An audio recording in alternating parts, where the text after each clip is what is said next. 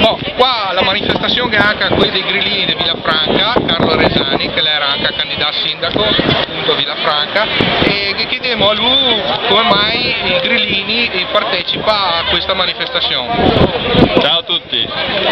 Questo progetto dell'autodromo non è sicuramente il progetto per questo territorio. Noi siamo convinti che l'agricoltura e la gente di queste terre non deve avere uno stravolgimento così radicale della sua vita.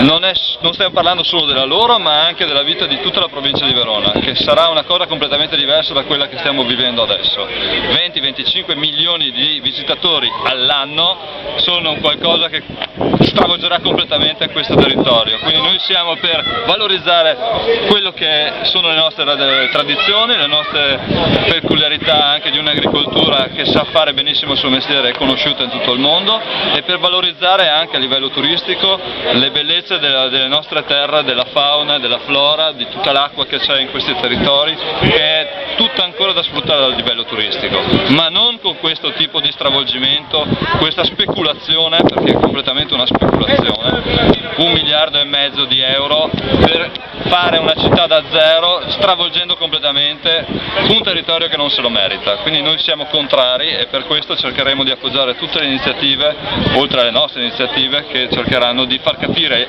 agli abitanti di questi paesi, di Vigasio e Tremenzuolo, che questa è una cosa che non si meritano. Bon, allora, signori e signori, vi saluto col solito motto: votemo, controlemo e sighemo.